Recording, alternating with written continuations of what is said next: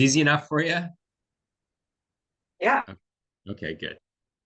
So then these people are just overcomplicating the process. All right, we'll give people another minute. Any wins to share, please do. Midweek momentum, wins Wednesday, whatever you want to call it. It's that midpoint of the week where motivation is starting to hit the crest and head down the wrong direction. So the idea behind this call is to keep that momentum going as we push to the weekend. And we've got a short little presentation for you today on why some people can lose weight on more calories than others and how to kind of bridge that gap. Sound good? Good. Yeah. Welcome, Rose. All right, let me make sure we are recording. We are good. So I will share my screen. Here we go. Can you see this? Yeah. Yes. Okay. All right. Why some can lose weight on more calories than others and what to do about it. It's the premise of today's presentation. So first off, you may have seen this, you remember, in Monday's email. I'm just going to mute just in case there's some background noise and it starts recording your screen. We don't want that, right? So I think we're good now. Just make sure you're muted.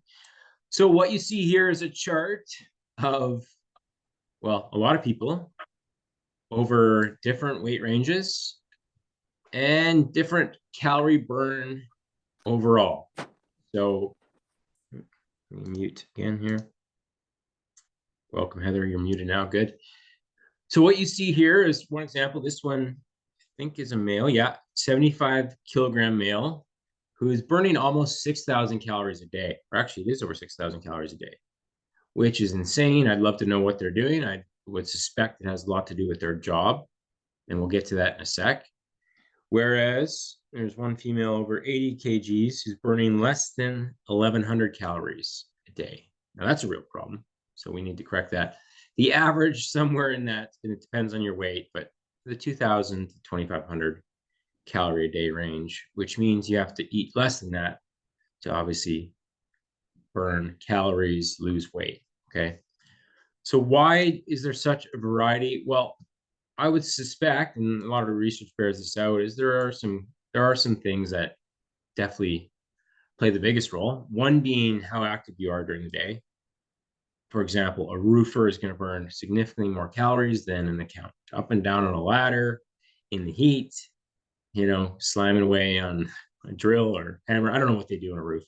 They build stuff. Okay, it's not my domain. Whereas an accountant at a desk, 8+ hours, 10+ hours a day, pretty darn sedentary. They have to build an activity just to bridge that gap a little bit. There's also the natural inclination. Some people are just wired to be a sloth, and others are an energizer bunny. It's a tough one. So depending on where you are on that spectrum, you're gonna have to kind of build in activity, especially if you lean more towards the natural inclination to be a sloth, just in your behaviors. So that's one piece. And then there are genetic variations. I couldn't find the research paper I saw years back, which showed, they eat less, certainly, but there is like this natural spike in metabolism for a small segment of the population where they just burn more calories, higher thyroid output, and their appetite is suppressed. So they have this net loss. And those are the types that have always been skinny. You know a few of them, I'm sure. Muscle mass will definitely play a role too, because it requires a bit more calories than equal amounts of body fat. If you got a lot of muscle in your frame, you're burning more calories at rest. Doesn't make a huge difference, but if you have a lot of muscle, then certainly it starts to add up. Okay. So a lot of these things aren't fully in your control, but the trying to become the Energizer Bunny is one of them. Now, when some people start a diet, their bodies compensate for that by conserving calories. It's not a huge deal for the majority of us. In this study, it was a very aggressive diet, which I wouldn't recommend. Like half of the calories you need to maintain your weight. No thanks. And the actual reduction in their metabolism was only 100 calories a day. There were some, though, that were burning 400 less calories a day. Like their body was compensating that much to slow down the rate of loss. Unfortunately, our bodies are wired to for survival first and foremost. And if we shock them with aggressive dieting, potentially there is this effect where it slows down your metabolism. It's not enough for the majority of us to make a huge difference, but there are ways to kind of limit that damage, and I'll show in a sec. All right, the other piece, unfortunately, is the old adage that you can't outrun your fork. Exercise doesn't burn as many calories as we think, nor that our smartwatch tells us it does. So if you're already fairly active and then you try to increase activity beyond that, you're not likely to see like a calorie burn linearly, right? Where your body adjusts how much you burn to keep it kind of constrained in a fixed plane. So maybe you burn 500 calories from an extra run, but your body's going to compensate for that. And then maybe the net gain is 100, 200 calories, which sucks, but that's the reality. Okay. Any questions on this? All good so far? Type 1 in the chat if it's somewhat making sense here, just before I run through more charts. Good stuff. There's a 1. Take that. Okay. So all this is the most important piece. All this is based on the assumption that you're actually tracking what you're consuming, because if there's errors and omissions there, then you're going to think, oh, I need less calories to lose, when really it was just about being more consistent and accurate with the number you were set at to begin with, right? Like this is, a specific example of this is if you need to eat 2,000 calories to lose weight, but you're forgetting some bites, licks, and tastes, the BLTs that add up to maybe 200 calories a day, then you maybe consume well over that on the weekend, 3,000-ish. Doesn't take a whole lot if you go out to eat and have the Red Bull and dessert and alcohol. And now you're probably in a very minimal deficit for the week, so that's why you haven't lost. Okay. Maintain, sure. There are weeks when that's a win, but if you're actively trying to lose body fat, tracking is probably the biggest lever to pull, and getting as accurate and consistent with it as you can.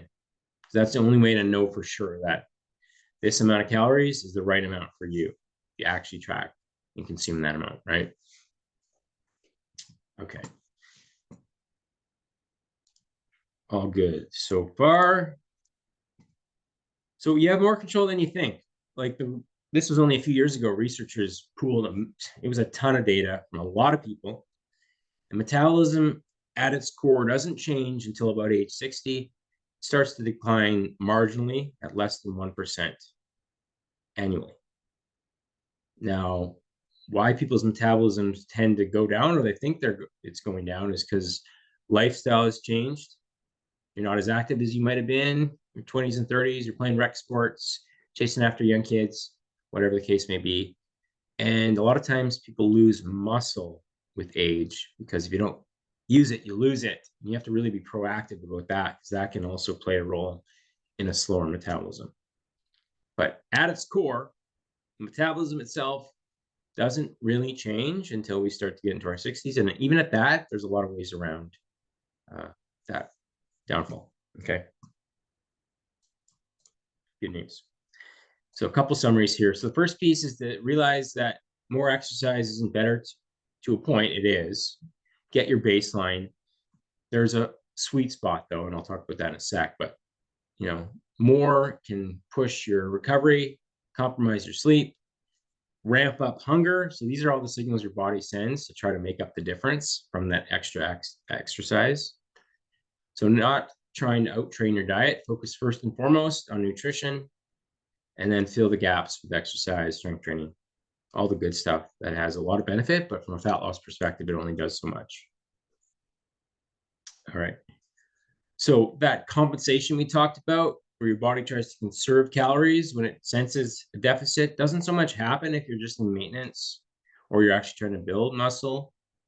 More exercise is fine in those cases. It's on a fat loss approach, when people think they should be exercising harder and harder and more, that it can start to shoot yourself in the foot. So the goal of a diet is to coax, not force fat loss. And that means focusing in on, behaviors that you can sustain. Your 8 to 10,000 steps, your 3 to 4 workouts, and then letting nutrition drive the bus.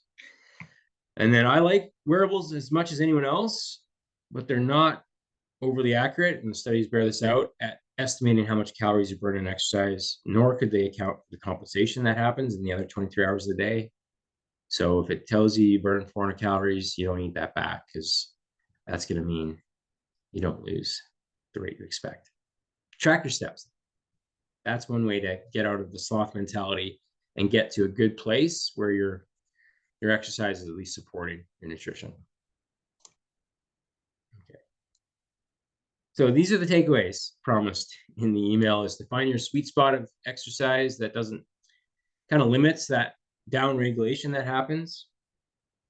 So that means some good strength workouts, but not taking it to extremes, high intensity intervals constantly. Like the workouts we have you doing are the ones that are optimized to build, maintain muscle and support the diet. And then aim for that 10,000 steps. Fall a little short, you're not going to fail, but it's somewhere in that range, 8,000-ish. That's going to be the sweet spot that's sustainable and doesn't ramp up appetite so much that you end up eating the difference. The other piece is to lose fat a little bit slower. I like 0.5% of your body weight. That can be a bit higher if you've got 50 plus pounds to lose, but generally a pound-ish a week, once you settle in, is actually the best case scenario, because then we're pretty confident as coaches that you're not losing muscle or bone. Like two things that are pretty important for your quality of life as you get older. We don't want to lose as much of that as we do body fat, and a lot of diets actually do that because it's a crash diet scenario. Okay. So the way to minimize that damage is to strength train at least 3 times a week, lifting things up, putting them down, creating enough resistance for your muscle to stick around, eating plenty of protein to support that muscle, but it also has a higher thermic effect. So it burns more calories than the equivalent amounts of carbs and fats, right? That's why we make those two pieces so important. And you're noticing the theme here. It's just the big 5 habits. Drinking plenty of water is going to help suppress appetite, keep your metabolism churning. And then, of course, if you don't sleep or manage your stress, that actually has like a downstream effect on what you lose in terms of body composition, muscle versus fat, how hungry you are. Like the cascade effect is really pronounced from both those pieces. So don't overlook that. All right. Any questions?